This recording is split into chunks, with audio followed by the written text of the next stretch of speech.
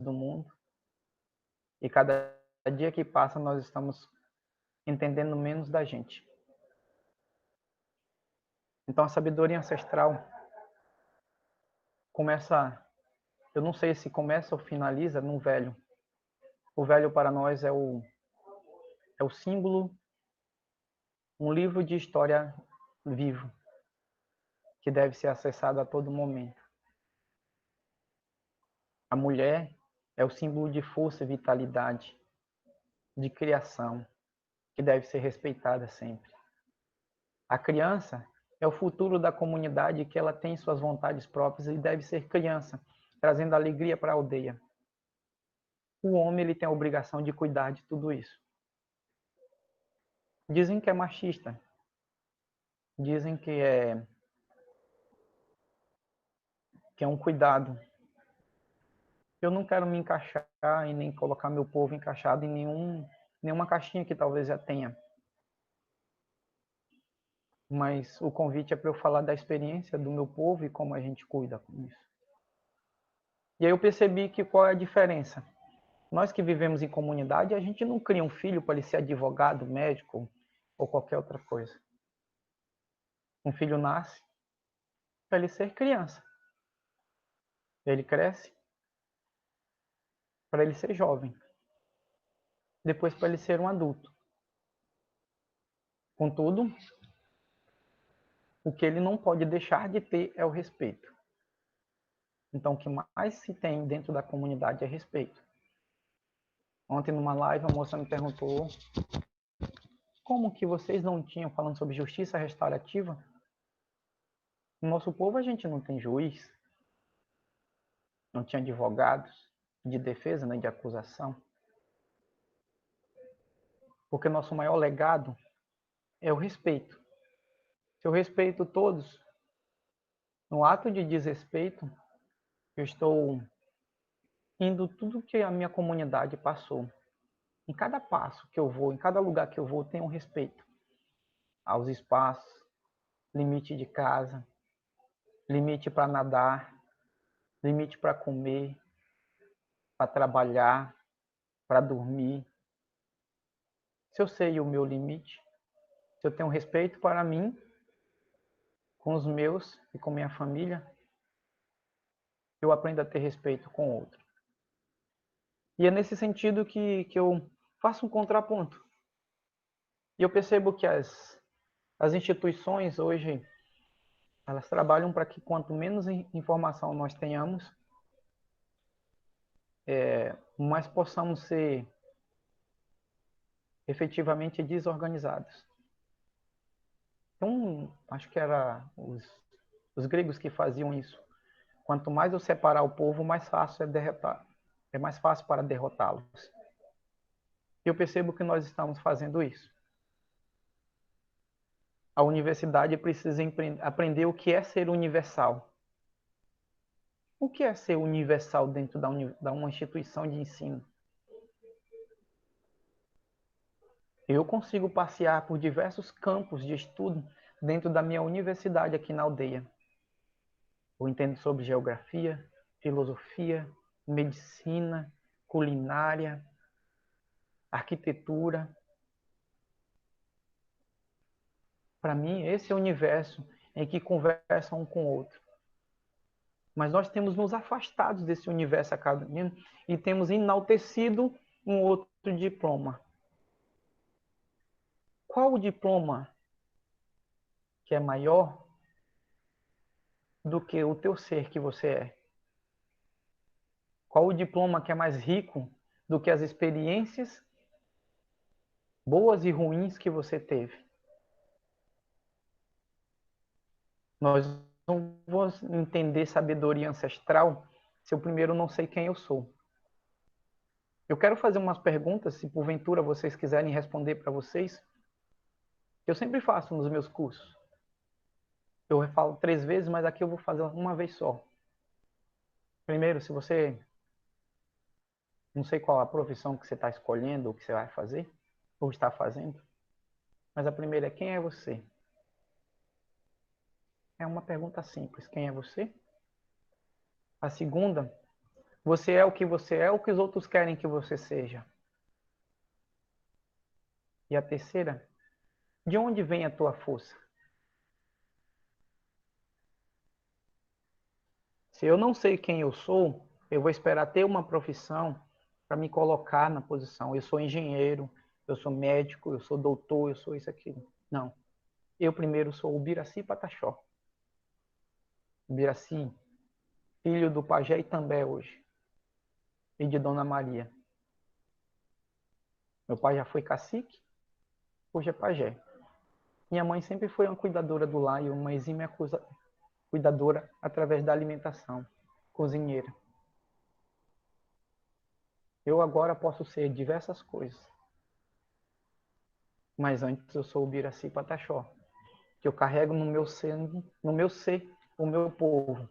Então aí não me peça de viajar de avião, comer qualquer outra coisa que não seja do meu povo, porque eu não perdi a essência de quem eu sou. Se eu sei quem eu sou, eu não vou ser, eu nunca vou ser o que os outros querem.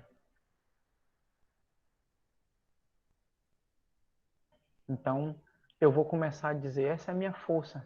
Mas eu também preciso, dentro disso, entender as minhas competências e as minhas incompetências. Tem coisas que eu deixo de fazer porque eu falo, eu sei que eu sou incompetente para fazer, mas tem sempre um parente meu que tem competência suficiente para fazer e eu compartilhar com ele. De onde vem a minha força? Talvez essa seja a grande sacada da história. Minha força vem da minha raiz cultural, vem do meu povo, vem das minhas filhas, de cada bicho que eu percebi, que eu estudei, do pisar no chão, da minha relação com a lua e o sol, com as forças da natureza, minha espiritualidade, porque eu não sou feito de uma coisa só. Meu pai sempre traz uma frase que diz: quem viu a égua pular não viu o que a égua viu. Se eu ficar olhando só para a égua, eu não consigo enxergar o que a fez pular.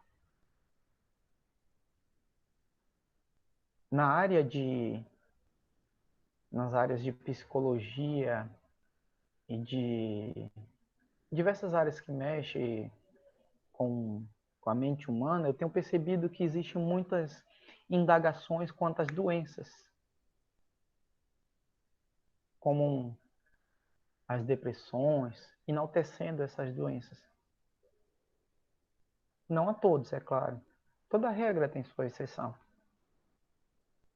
Mas eu percebo que poucos estão querendo saber da causa. Então, geralmente em adultos machucados, adultos doentes, tem crianças machucadas.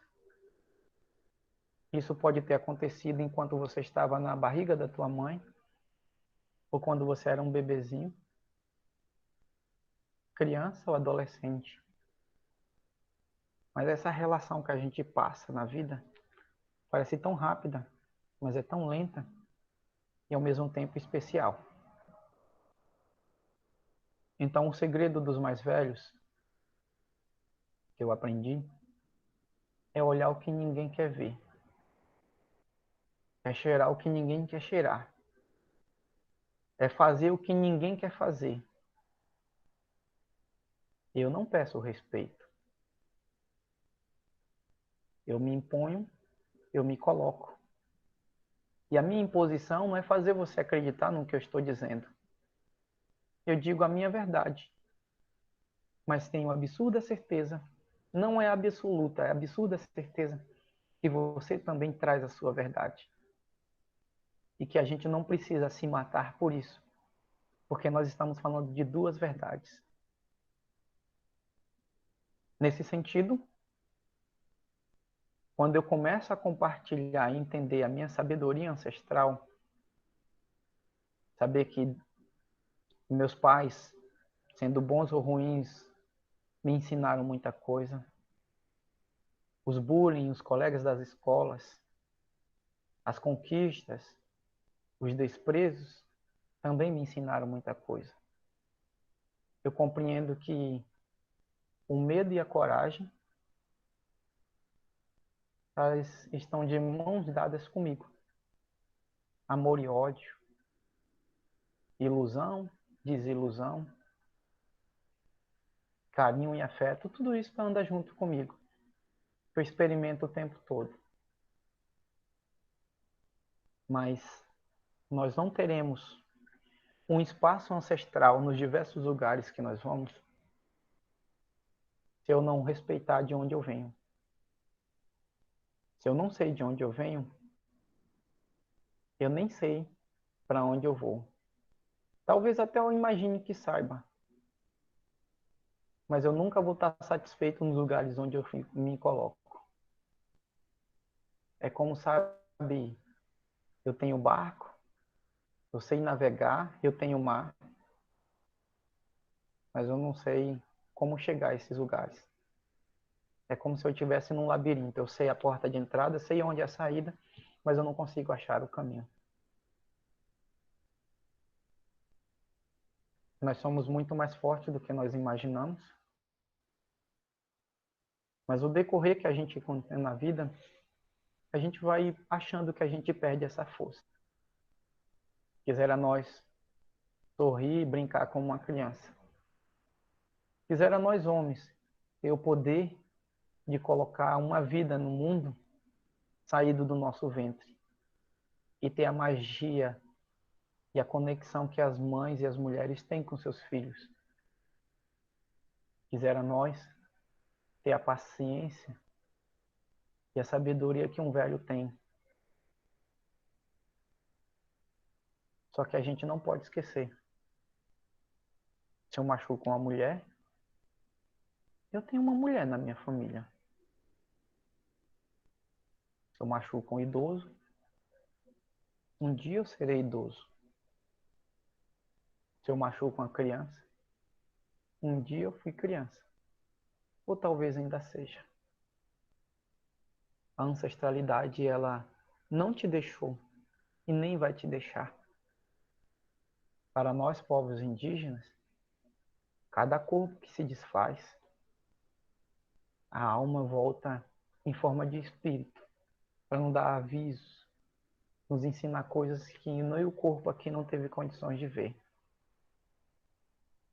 Com os mais velhos eu aprendi que quando eu fecho esses dois olhos, eu abro esse terceiro, para enxergar o que esses dois não conseguem ver.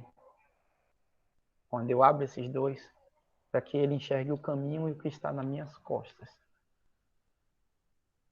Todos nós crescemos fazendo isso.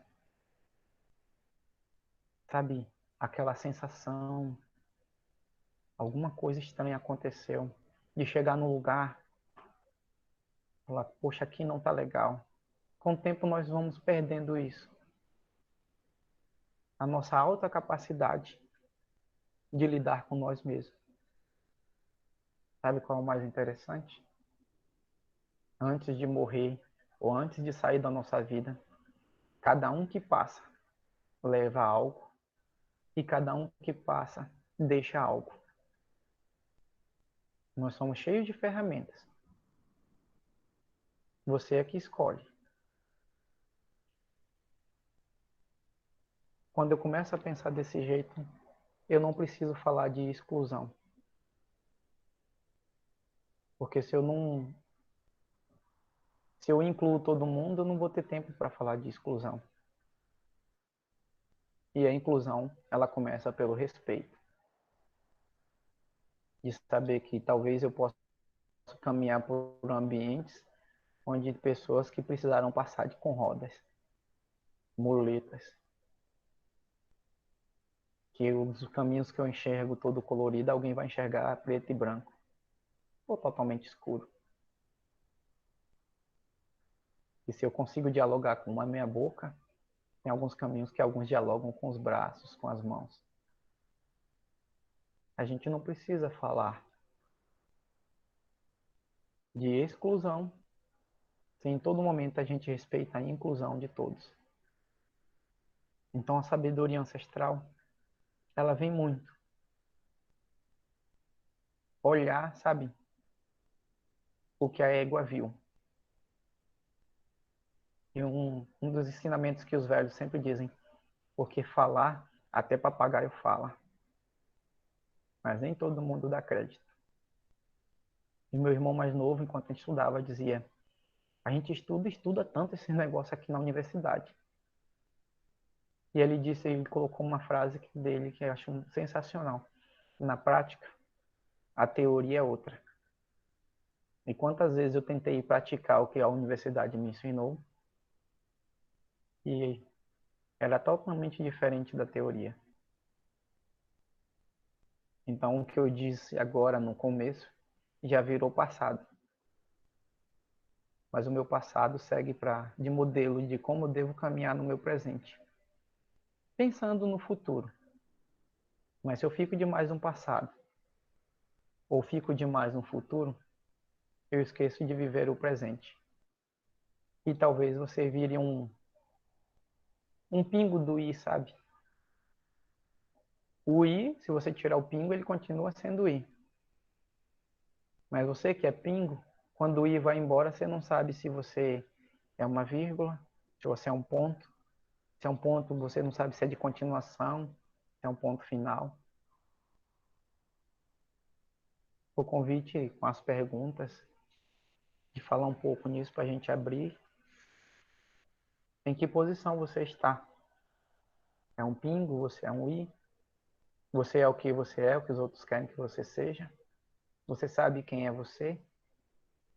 E de onde vem a tua força? Gratidão a vocês por me ouvirem. Quando fala de um tema muito aberto, a gente tem diversas linhas para vir, mas eu gosto muito de dialogar, conversar e a gente compartilhar os conhecimentos, porque pergunta também é conhecimento. Nem sempre as respostas nos tira a prova real, mas às vezes uma pergunta nos leva muito mais longe.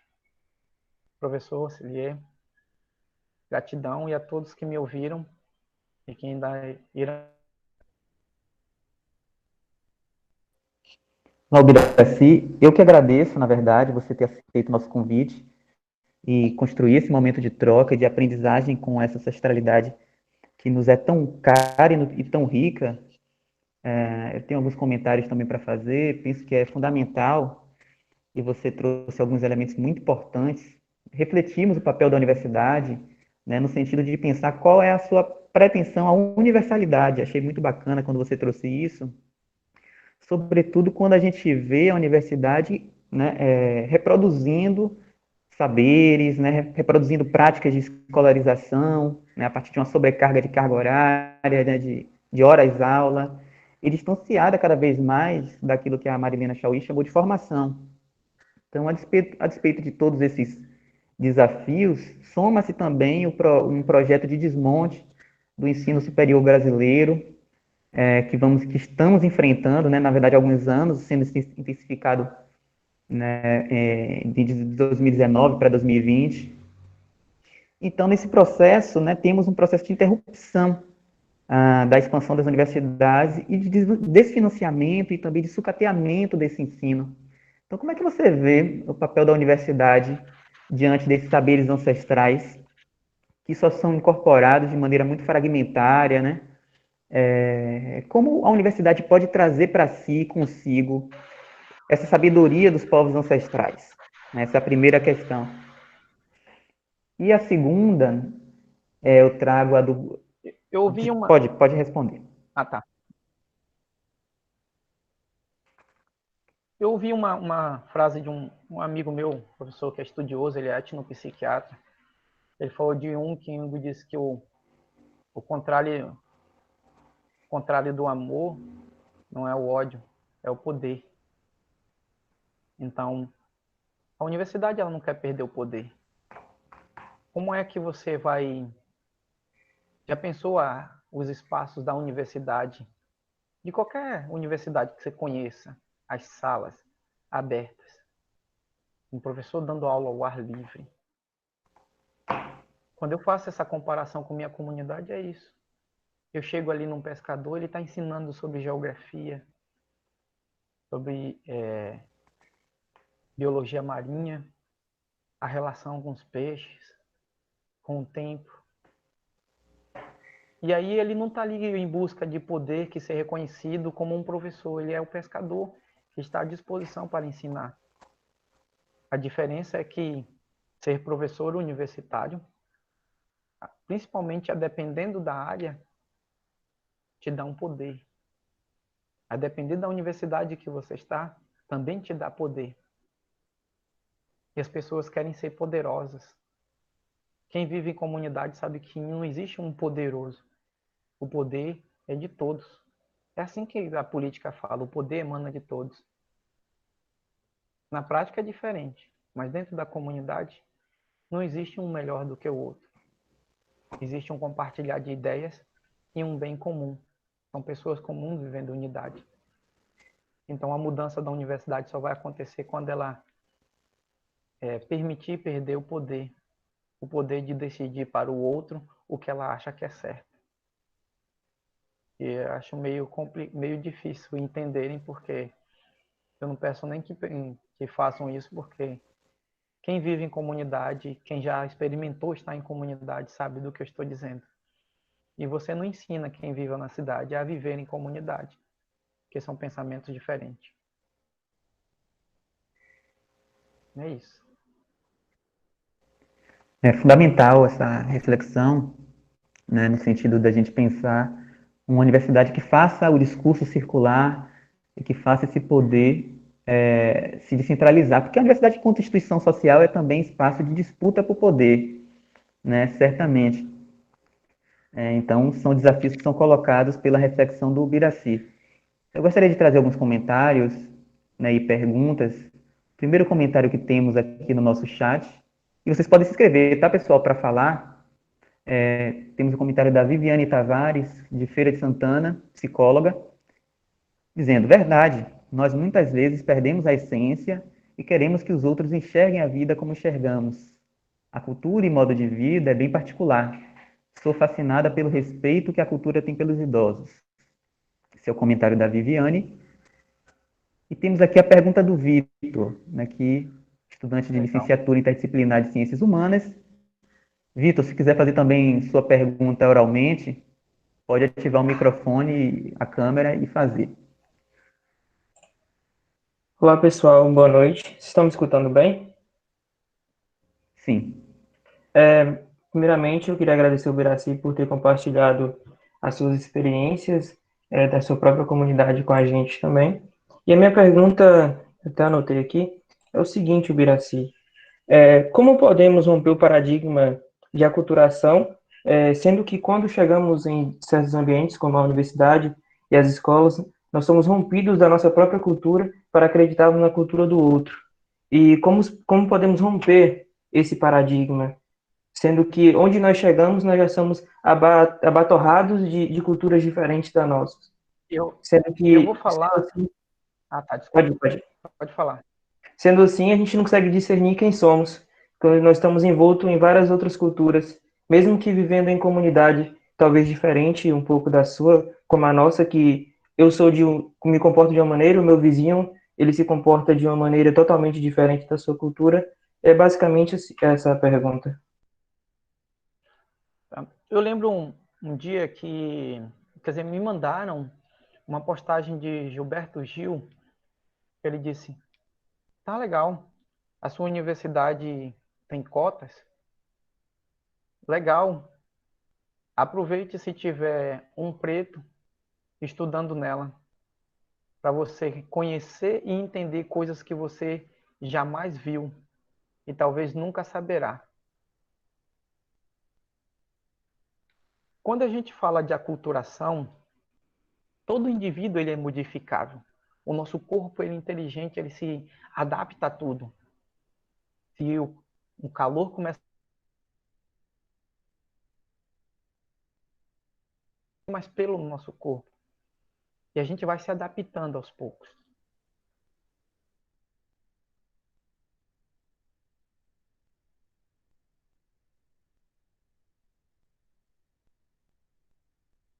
Biraci, está falhando a sua conexão.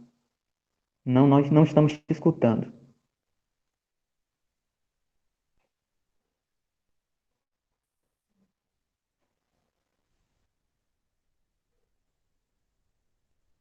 Vamos esperar o Biraci voltar e aí a gente dá prosseguimento.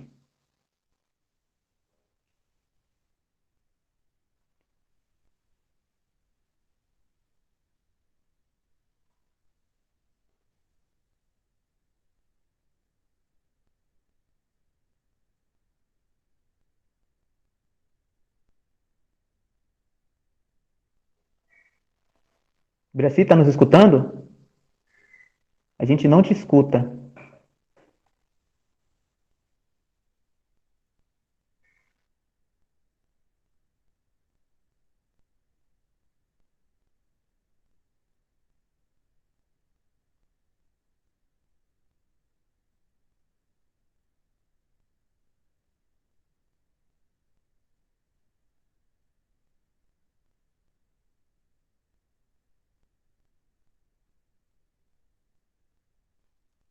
Biraci caiu, mas creio que ele já deva, nos próximos instantes, retornar à reunião.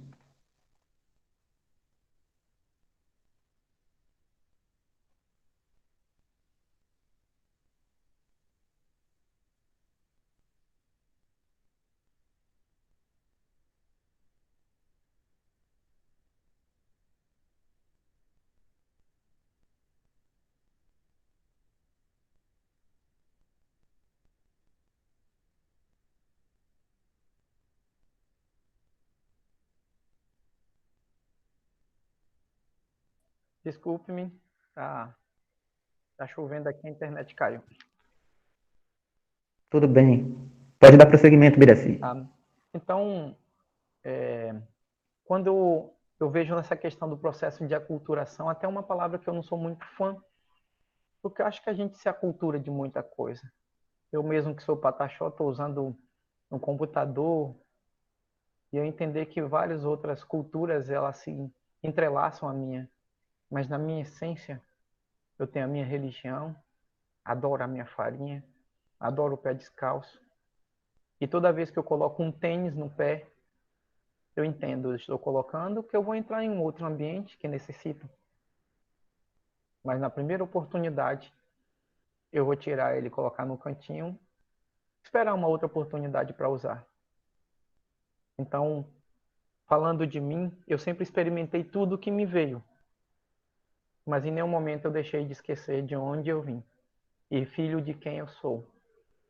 E talvez seja por esse motivo que eu esteja conversando com vocês hoje. Porque se eu não esqueço de onde eu venho, me dá mais poder para quem eu sou. E apresento para as pessoas coisas que talvez elas não conheçam. É isso. Muito bom, Biraci. Eu, na condição de homem negro, reconstruo a minha identidade na medida em que aproximo da minha ancestralidade negra, né, das epistemologias iorubais, que possibilitam uma cosmovisão muito particular do mundo, né, muito diferente, inclusive, das epistemologias e das cosmovisões ocidentais, né, hegemônicas, que reproduzem adoecimento psíquico. Então, acho muito fundamental quando você traz, né, a noção de ancestralidade, pensa a educação e o campo da saúde a partir da noção de ancestralidade, na sua relação com a identidade, né, na medida em que nós somos, né, enquanto reconhecemos o que somos, respeitando de onde viemos. Então, me parece muito fundamental esse reencontrar com a nossa própria história. E eu trago o comentário da Etienne Santana, né, estudante de psicologia, daqui de Teixeira de Freitas, que diz: boa noite. Inicialmente, quero agradecer por dividir conosco uma fala tão linda. Estou emocionada. Sou uma mulher negra que estudei durante todo o ensino médio em escola indígena e sei o quanto aprendi com meus colegas durante essa trajetória. Me lembro das danças do toré, aprendi o respeito pelo outro e que todos temos muito a aprender e também a ensinar. Parabéns, minha gratidão e admiração por você. Essa é a fala da Etienne. Gratidão, querida. E temos a questão da Leila. Lembrando, viu, pessoal, que vocês podem se inscrever e falar, expor sua questão oralmente, tá? Não se acanhem para fazer isso. A Leila Protásio, graduada em Pedagogia pelo UNEB, colocou: boa noite, parabéns pela bela exposição. Como foi para você a concorrência na faculdade com as notas, com o score? E temos também a pergunta da Fabiana, de Juara, bióloga, professora. Ela colocou assim... Cadê, meu Deus? Peraí, rapidinho. Aqui. O Biraci Pataxó. Sua mansidão e sabedoria marcantes em cada palavra invocam uma necessidade imediata de reflexão e revisão de nossos frágeis conceitos. Muito obrigada. Leonardo Boff diz que cada um lê com os olhos que tem e interpreta a partir de onde os pés pisam. Você acredita que a sociedade de hoje, com os olhos e os pés que possuem, poderão reaprender ou aprender a viver em comunidade? Então, temos duas perguntas. A da Leila Protásio, sobre a questão da faculdade, o score, como é que foi isso para você? E a reflexão da Fabiana. Primeiro, Leila, que a gente teve a oportunidade de fazer uma discussão, nós escrevemos um projeto conjunto que a gente não queria ser professores indígenas, aprender de um método branco, desculpa, eu não gosto de usar esse termo, mas aprender de um método branco para dar aula para indígenas. Nós queríamos um processo compartilhado. Nós não estamos dizendo que o nosso conhecimento é maior do que o conhecimento acadêmico, mas nós também não queremos ouvir que o conhecimento acadêmico é maior do que o nosso. Eu lembro que eu cheguei em instituições de ensino, na área de saúde, que diziam que o que eles iam aprender de medicina é o que estava lá nos livros. Se eu tivesse que ouvir aquilo, eu teria que matar minha avó, matar meu pai, matar minha mãe.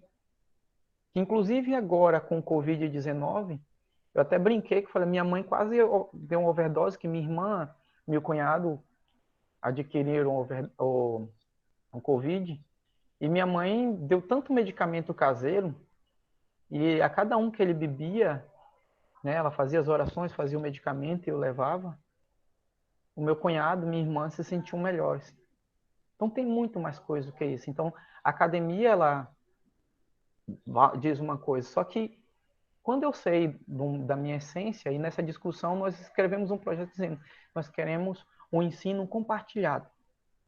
Um ensino onde o professor também aprenda com a gente e que a gente aprenda com ele. Então, dentro do nosso curso, a gente tinha o Tempus Campus e o Tempus Comunidade. A gente aprendia na universidade o que eles passavam. Eu sou formado em Ciência da Natureza e Matemática. E dentro da comunidade, a gente trazia esses mesmos cálculos a partir das cabanas feitas, de algumas coisas que a gente fazia, dos chás e outras coisas, e dava uma outra compreensão aos professores. Mas quando relação à nota, eu lembro que no meu TCC eu escrevi ele umas 5 vezes. E uma das a professora que estava comigo, ela queria que eu disponibilizasse meu TCC para que fosse usado como pesquisa. E eu falei que eu não ia dar de mão beijada uma pesquisa, um conhecimento do meu povo assim. E eu falei que eu queria fazer outras pesquisas com ele. Então não disponibilizei. E aí eu tive um embate, porque ela não aceitava essa minha condição. Então, ela disse que se eu apresentasse, depois de repetir escrever aquilo a 5ª vez, eu falei que não ia escrever mais. Ou se você continuar apresentar desse jeito, você não vai tirar nota para passar.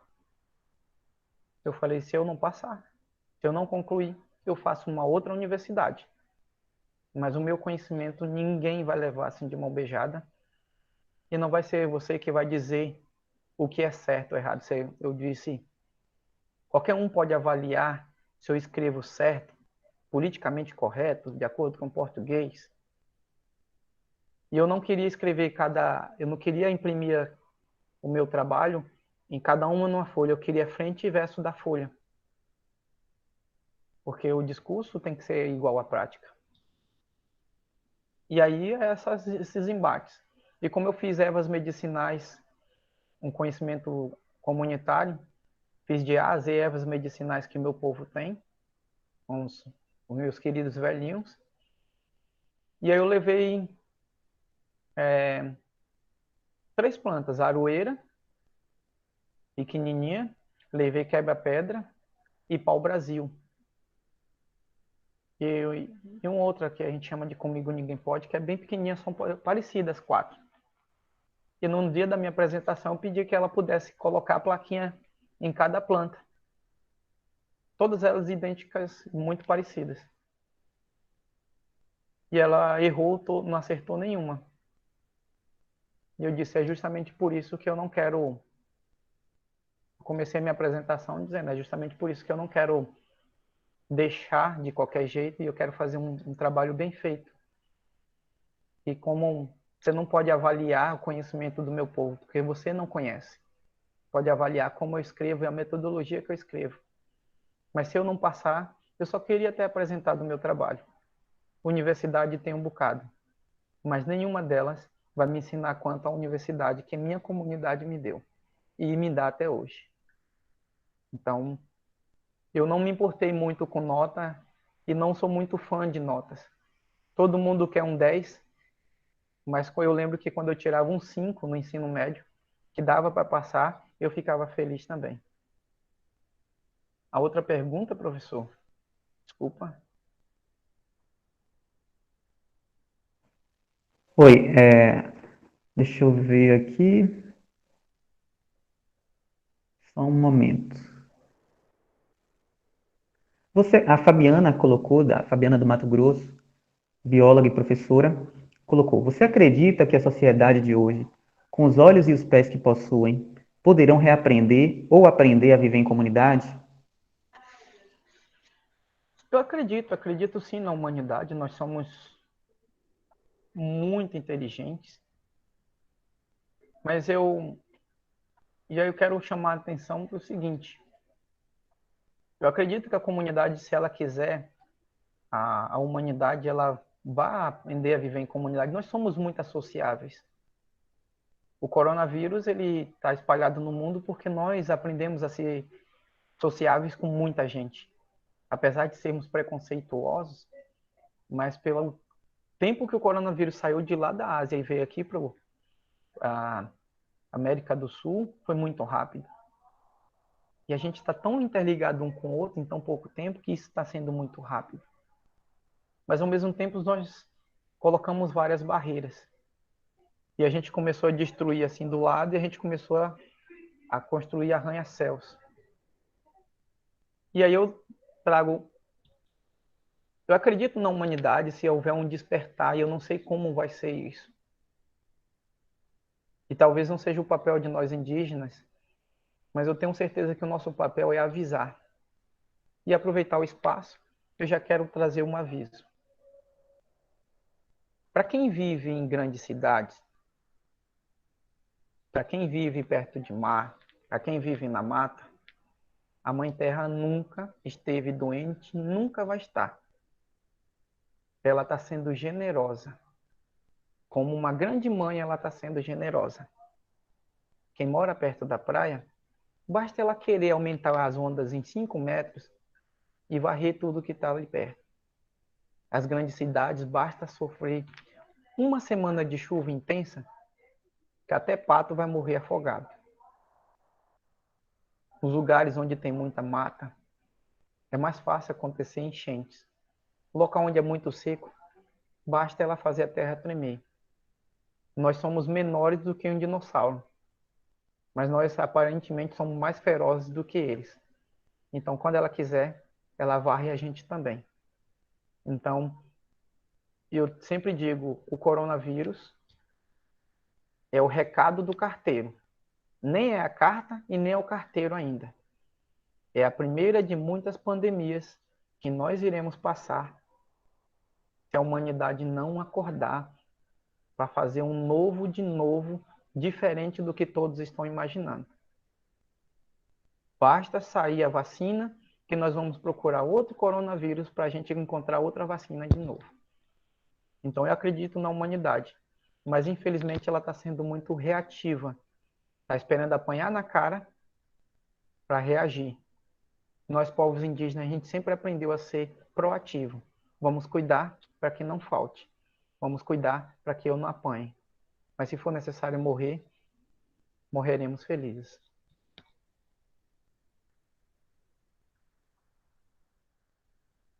O Biraci, estava lendo o Ailton Krenak, né, importante também liderança indígena, que colocou a inviabilidade de pensar a noção de ecologia à luz do capitalismo. Então, a ideia de capitalismo sustentável, né, seria absolutamente inviável e incompatível.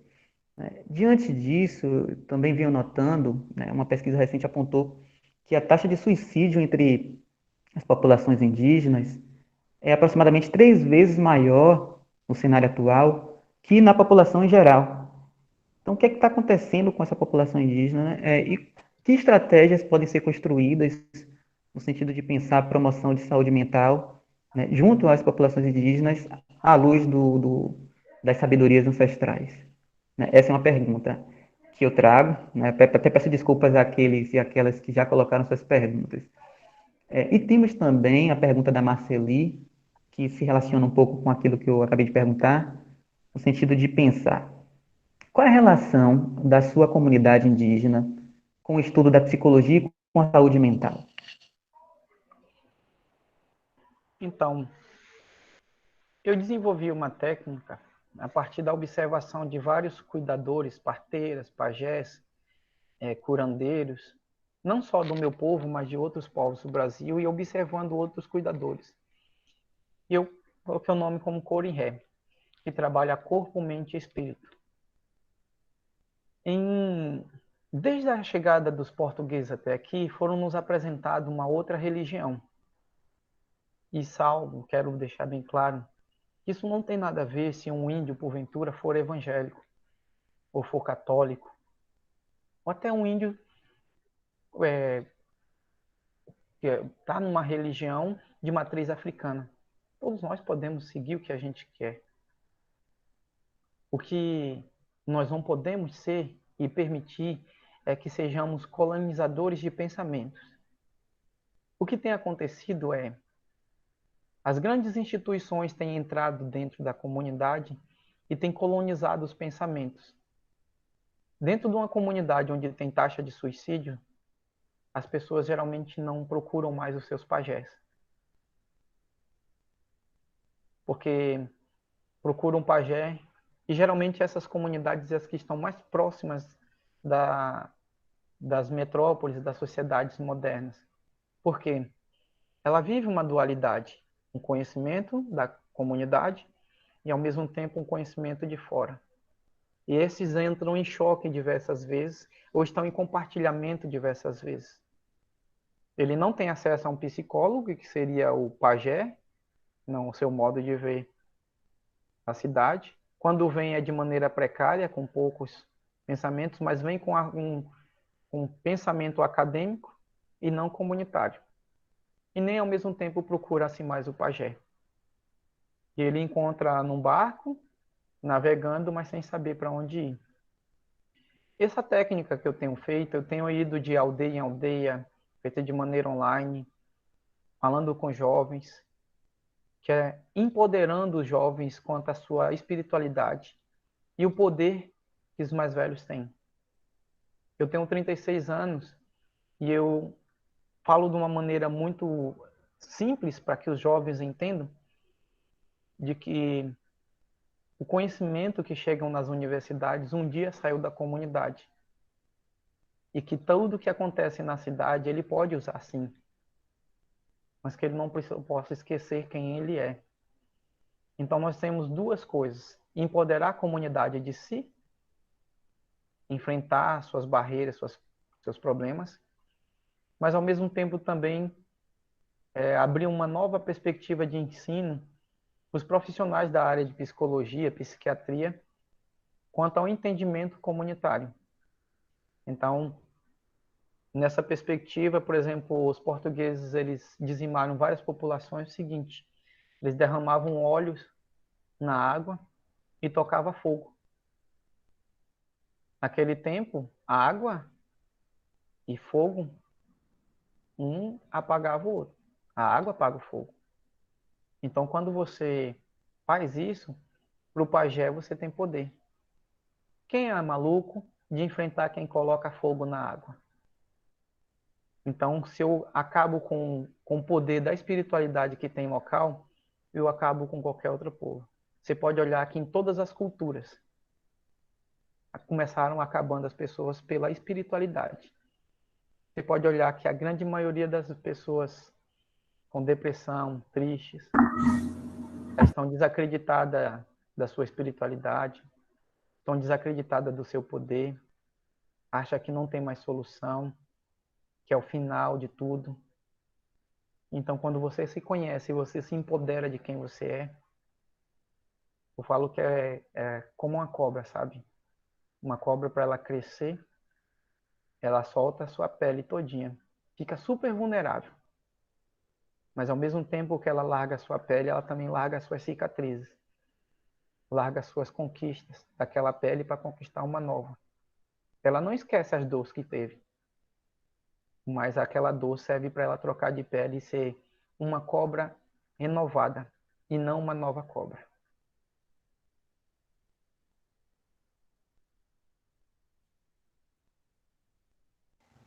É muito bom, Biraci. Inclusive, temos aqui uma pergunta que se relaciona muito àquilo que você acabou de comentar.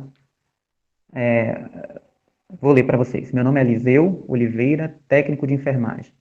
Acabei desenvolvendo depressão para poder ingressar na universidade devido ao score e eu estudava para a UESC. Minha pergunta é: qual o caminho para eu adquirir meu autoconhecimento e não colocar a profissão em primeiro lugar? Assisti uma palestra sua em Belmonte, na Bahia. Você é um ser humano iluminado. Eu agradeço pelo carinho, mas eu quero te dizer primeiro, e para todos que estão aqui, que eu não sou feito de conquistas. Eu comecei a fazer trabalho voluntário em 94. Em 2014, eu recebi R$ 400 por um trabalho que eu fiz. E olha que eu tinha trabalhado 3 meses. Mas quando eu fazia aquilo, eu estava fazendo de coração. Porque eu sempre amei as pessoas. Amei estar com as pessoas. Quando eu me coloco, hoje tentam me colocar em caixinhas, o Biraci, o que você é? Você é um psicólogo? Você é um psiquiatra? Você é um terapeuta? Eu digo, eu sou cuidador de pessoas. E às vezes, para cuidar de pessoas, eu cuido de bichos. Porque os bichinhos são companheiros. Então, quando eu me coloco como cuidador de pessoas, eu posso ser médico, advogado, psiquiatra, posso ser gari, posso ser um músico, um artista. Eu posso ser qualquer coisa. Essa ânsia de querer muito uma coisa, eu esqueço as pequeninas coisas que vieram. Que é um grande exemplo de você entender quem é você, meu querido. O coronavírus é menor do que uma célula. E ele invade todo o nosso corpo. Invadiu o globo terrestre. Se eu compreender que eu sou uma minúscula célula desse grande corpo, que uma ação de um humano aconteceu lá fora e chegou até a gente, as minhas ações, como você ouviu uma palestra minha e já ouviu de tantas outras pessoas, talvez eu seja essa pequenina célula que trouxe o recado, dizer, olha, eu estou doente. Você precisa cuidar dessa parte. Então, quando eu entendo que esse grande corpo, eu sou uma minúscula célula, que dessa quantidade de células que nós temos no corpo, cada uma pensa por si só, eu tenho diversos cérebros dentro do meu cérebro, dentro do meu corpo, eu entendo que eu não sou qualquer um. Eu não estou aqui por acaso e que eu não devo gastar minhas energias empenhando só numa coisa, sendo que eu sou diversas coisas. Antes de você ser um profissional, você é um ser humano, você é um filho, você é um irmão, você é um amigo, você é um pai, é uma pessoa. Houve muita intenção para você vir ao mundo. Se você gasta demais suas energias com uma coisa, Quando você tiver que usar outra coisa, de onde você vai tirar energias? E é por isso que talvez a gente tem muitos profissionais frustrados. Gastou muita energia para ser alguma coisa, depois não tem força para desempenhá-la. Então, antes de ser profissional, seja você. Encontre você, pergunte essas coisas ao seu espelho. Quem é você? De onde vem a tua força? Você é o que os outros querem que você seja.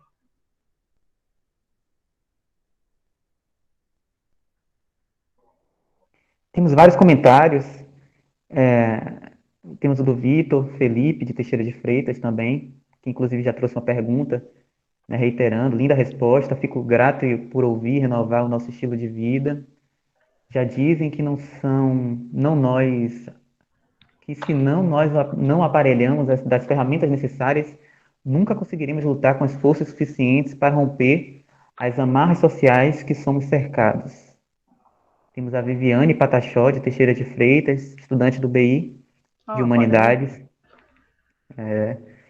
dizendo, pode falar também, viu, Viviane, por favor. Vou ler aqui só seu comentário. Me sinto completamente contemplada com as falas e agradecida em poder ouvir o Biraci Pataxó, compartilhando sabedoria de uma forma tão bela do nosso povo. É muito importante ver os nossos nos representando. Ao Elito Taputari. Aí É, eu tô lendo. gratidão, parente. Temos também o comentário da Creuza Gonçalves, que é enfermeira daqui de Teixeira de Freitas e também super parceira dos nossos projetos, sobretudo do PROIC e APS. E uma liderança importante também aqui em Teixeira, dizendo: estou muito feliz em participar desse aprendizado. Como seria grandioso se todos os povos tivessem respeito um pelo outro, como os povos indígenas. E temos a pergunta do Edilson de Jesus, que é discente de psicologia e também o extensionista do nosso projeto, PROIC APS, daqui da UFSB, e de Teixeira de Freitas, perguntando: sabemos que a ciência, por muito tempo, tentou invalidar e ainda tende a desconsiderar os saberes ancestrais como práticas de promoção da saúde. Diante disso, gostaria de saber como foi e como tem sido a recepção dos outros profissionais da saúde, do SUS, em relação às práticas de cuidado que você trabalha e como têm sido as práticas de cuidado no contexto da pandemia. Para mim tem sido inovador e também mandar um abraço a todos os profissionais, enfermeiros e enfermeiras que dentro da área de saúde, a meu modo de ver, não tem pessoas que saibam do que é cuidar tanto igual eles. Eles põem a mão na massa, estão muito próximos dos pacientes, estão, para mim, o SUS movimentado pelos profissionais de enfermagem e técnicos. Dizendo que é a minha opinião, tá? Então, na pandemia, eu comecei a trabalhar as terapias comunitárias integrativas, que é uma coisa que eu sempre fizemos online ou presencial, e agora estamos fazendo de maneira online. A terapia comunitária integrativa, ela trabalha a resiliência, o criador colocou como um pensamento de Paulo Freire, mas também o pensamento sistêmico e várias outras questões que envolvem tudo isso, a escuta ativa e não fazer discurso, nem sermões e nem interpretações com a fala do outro. E que cada um é um ser completo que diz, cada um é doutor da sua sabedoria.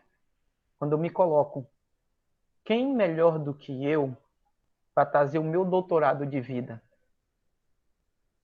Então, quando eu vou empoderado para qualquer lugar, eu entendo que eu tenho o meu poder de doutorado que só eu vivi. Qualquer um de vocês aqui que estão, vocês podem calçar o meu chinelo e andar juntamente comigo. Mas vocês não vão andar no mesmo caminho que eu. Vocês não podem estar com o meu chinelo, mas ainda assim serão teus pés. Porque a caminhada é sua. A gente pode andar lado a lado. Mas o vento que bate no teu corpo, talvez tenhamos sensações diferentes. Então cada um tem a sua caminhada e cada um é doutor da sua sabedoria. Quando eu me pego nessa condição de que eu sou doutor da minha sabedoria, quando eu encontro, aqui eu estou vendo o Vladimir, quando eu encontro o Cilier, a Viviane, o Eduardo, isso é um compartilhamento de doutorado. É assim que a gente vê o outro. Quando eu encontro uma criança, você quer ver a beleza de uma criança? Uma criança que quer brincar, você dá um tempinho para ela, ela quer brincar com você pro resto da vida. Um idoso, dê ouvido para ouvir as histórias dele, estimule ele perguntando como é que é a saúde dele, como é que era a vida dele. Ele vai contar até os segredos. Porque a gente é assim, é um compartilhar de ideias. Quando eu me coloco numa posição que eu sou melhor do que qualquer um de vocês, aí eu já começo a perder.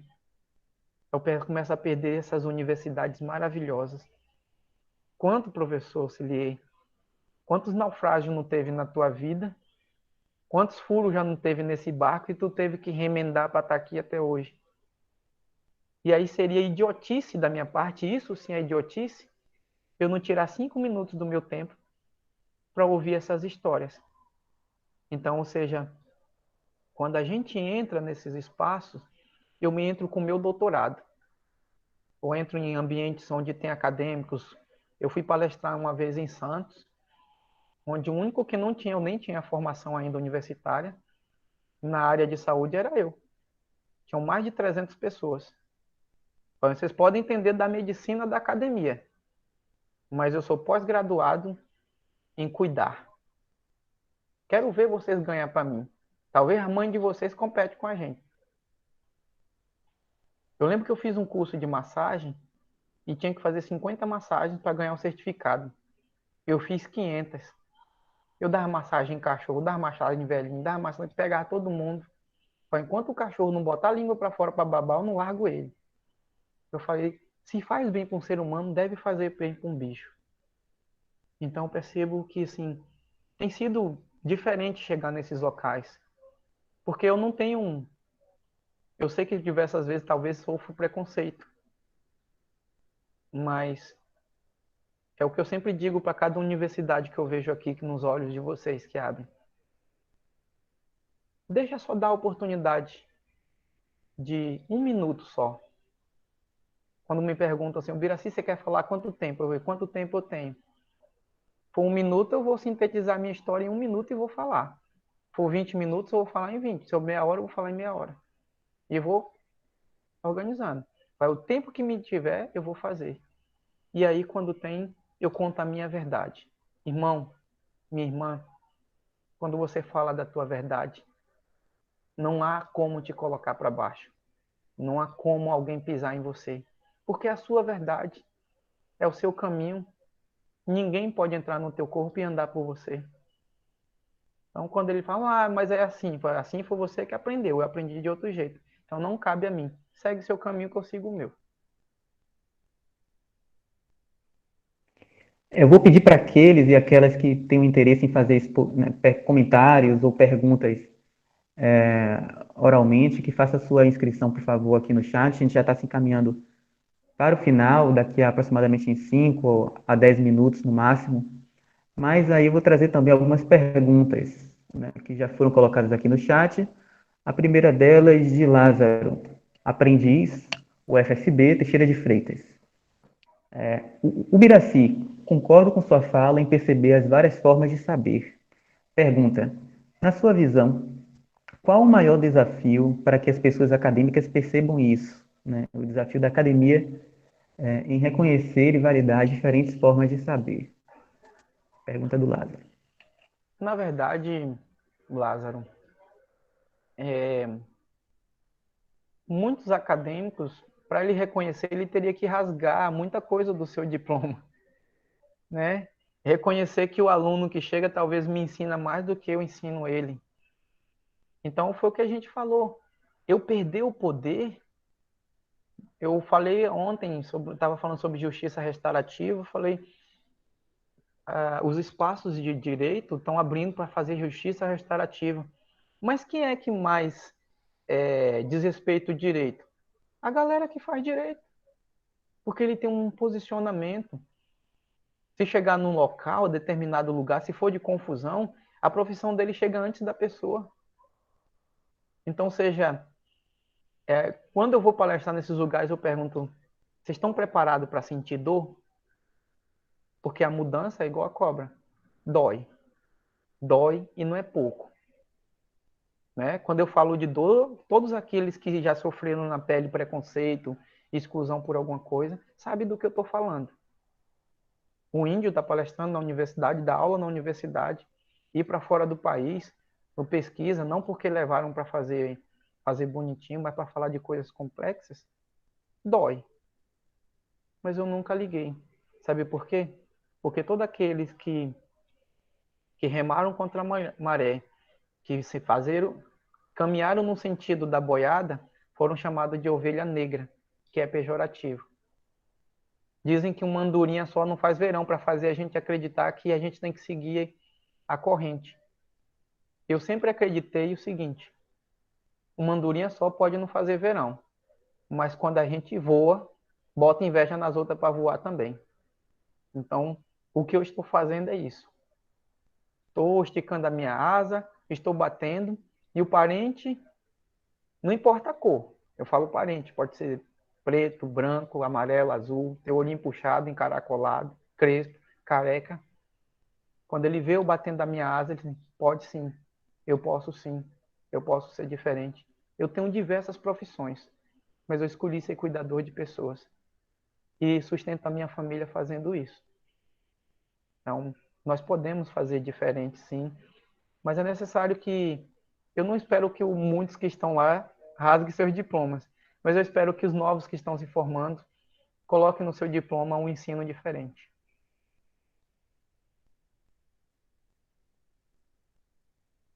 Bacana, Biraci.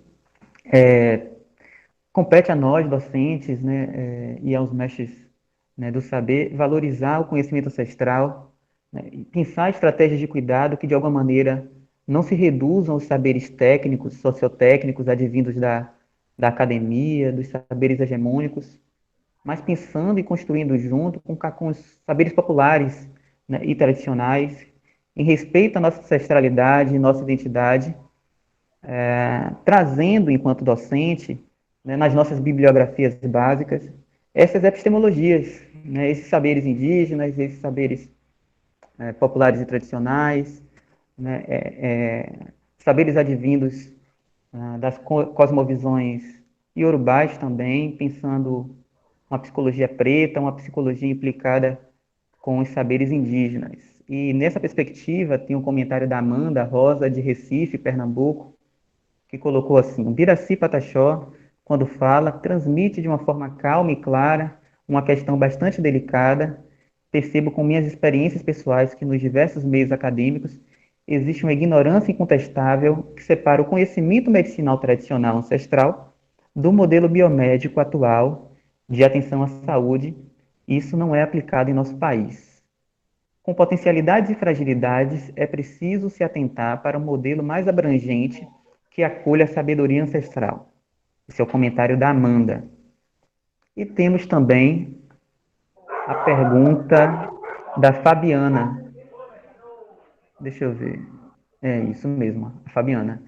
Na ciência do etnoconhecimento, a conservação é explicada como uma forma de perpetuar conhecimento através dos tempos e das pessoas. Como você vê a inserção do etnoconhecimento no currículo das pós-graduações? Essa é a pergunta da Fabiana.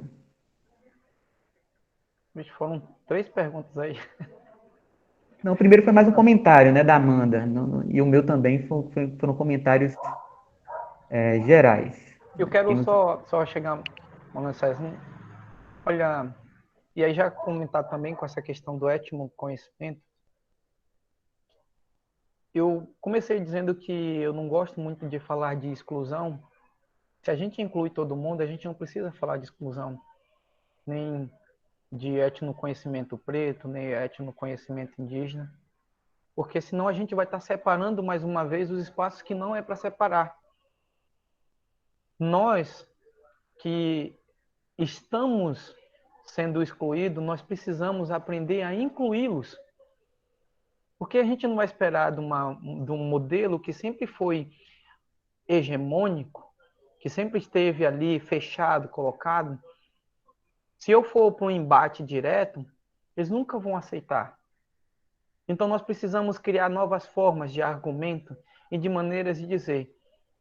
Porque quando como eu disse, irmão, se você tem um conhecimento e você fica calado, eles não vão poder conhecer quem você é e quem é seu povo. Agora, se permitem que eu abra minha boca e eu falo do meu povo, aí sim eles vão ter prazer de me escutar. Porque fala, cara, esse cara pode estudar o que eu estou lendo nesses livros aqui. Pode entrar no YouTube da vida, fazer vários cursos aí, entrar na própria universidade aqui e aprender o que eu estou fazendo. Mas se eu não ouvir esse cara, se eu não ouvir o povo dele, eu não vou aprender esse conhecimento. O que nós precisamos é parar de querer o embate. Nós precisamos incluir aquele que nos exclui. E isso a gente só faz com amor. Não cabe mais nos dias de hoje a gente ter discurso de ódio, apesar de receber um ódio gratuito. Então, por isso que eu falo, você quer uma mudança? Então, seja autor da própria mudança. Não espere do outro aquilo que ele não está disposto a lhe dar. Não espere mudança do outro se o outro não quer mudar. Então, eu aprendi que quando eu mudo, tudo que está ao meu redor muda. Porque eu emano essa energia. Onde eu vou chegar, eu vou falar da minha verdade. Eu vou falar do meu conhecimento. Quem não quiser ouvir, sai. Quem não quiser ouvir, não se faz presente. É natural. Eu, quando não quero ouvir certas coisas, eu saio. E tá tudo legal se isso acontecer. Então, tá tudo legal se alguém, porventura, me excluir, se alguém, porventura, fazer de mau uso das palavras para me atingir. Porque quando ele fala isso de mim, eu entendo mais dele do que propriamente de mim. Não sou eu que sou o problema. É ele que é problema de si mesmo. Porque o ódio gratuito dele não vai me impedir de viver. Então, o convite para os irmãos que estão sendo excluídos, começa a incluir. Começa a incluir. Sabe onde eu chego nos locais? Eu fui palestrar recentemente sobre psicanálise. Passei uma semana inteira estudando sobre Freud, Vygotsky, Lacan. Uns caras muito doidos. E aí eu fui fazendo uma relação com os pajés daqui. Eu falava que meu pajé nunca conheceu Lacan. Eles moram muito longe um do outro. Mas o pensamento do meu povo é assim, é muito parecido com Lacan. Olha, o que esse pajé me disse foi essa frase. É muito parecido com o que Paulo Freire diz. Então, eu vou fazendo essa relação a partir do que ele conhece, colocando o conhecimento do meu povo também. E assim a gente vai construindo um novo saber compartilhado.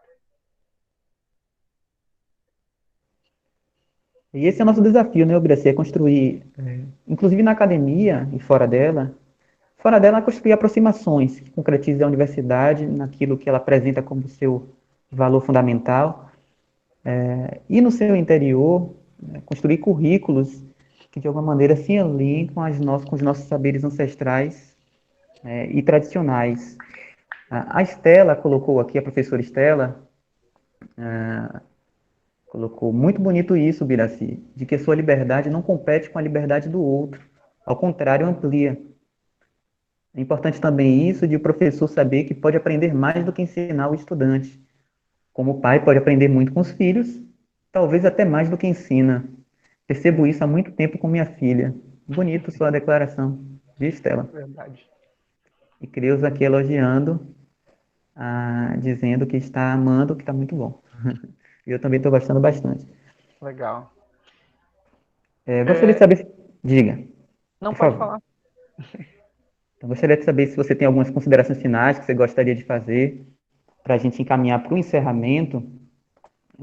E desde já acrescento que os nossos próximos encontros de conversações em saúde mental prosseguirão. Ainda estamos decidindo, né, se vai ter uma conformação mensal ou bimestral. Temos a professora Milena, que inclusive já ativou o vídeo, e vou pedir para ela falar do nosso próximo encontro, se possível. Por favor, professora. Boa noite a todos. Eu agradeço para mim. Em vários momentos eu me emocionei bastante, assim.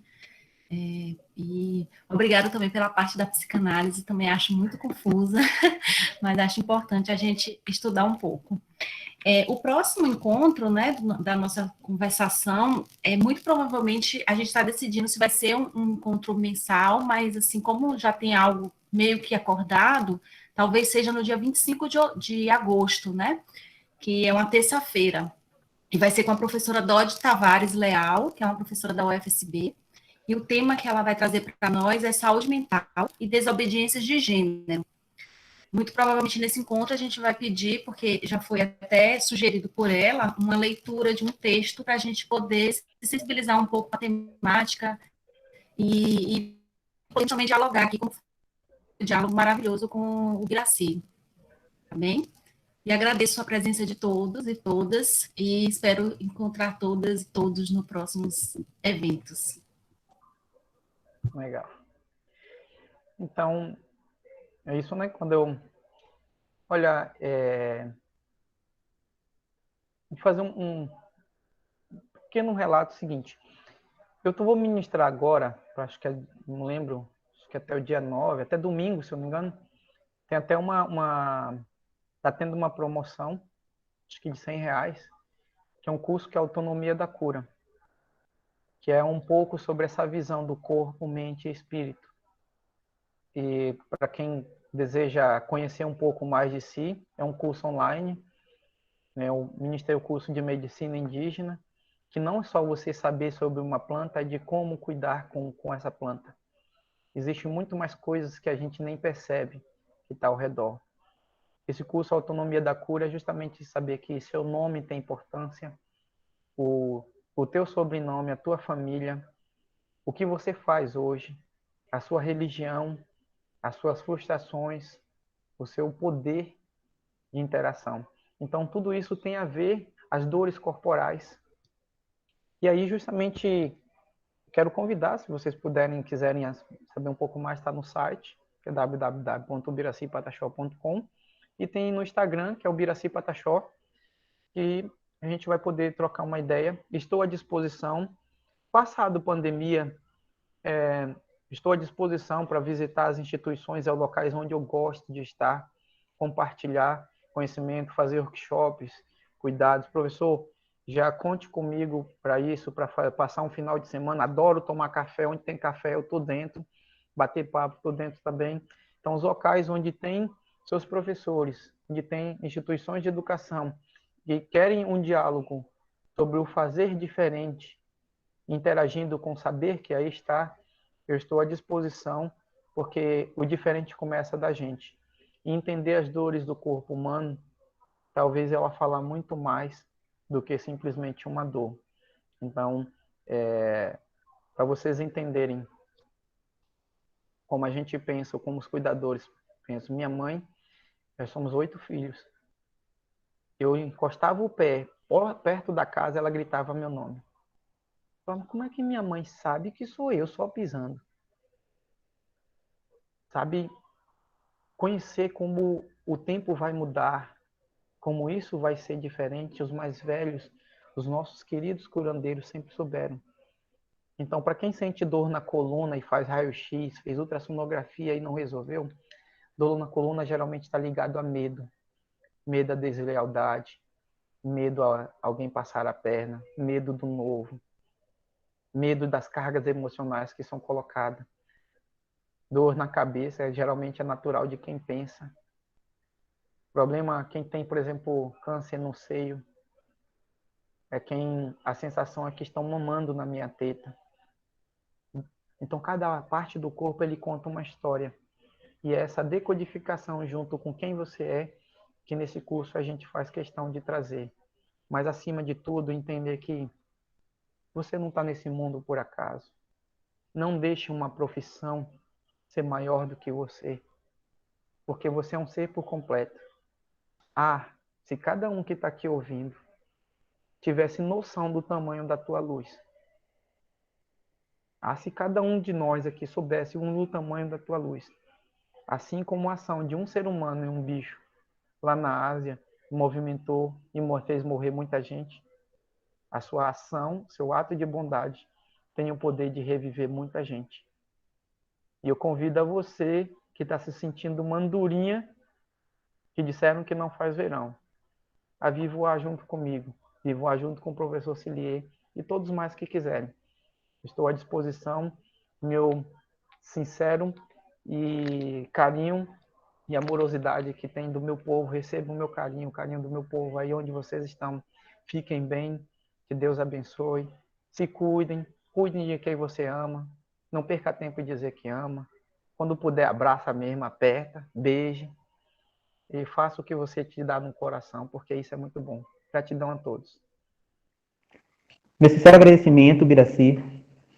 Sem sombra de dúvida, foi uma oportunidade ímpar da gente fazer um diálogo franco. Para mim é um prazer enorme também conhecê-lo, a gente se conheceu há pouco tempo, né? Espero que a pandemia, inclusive, passe logo para a gente marcar esse café e essa troca. Verdade.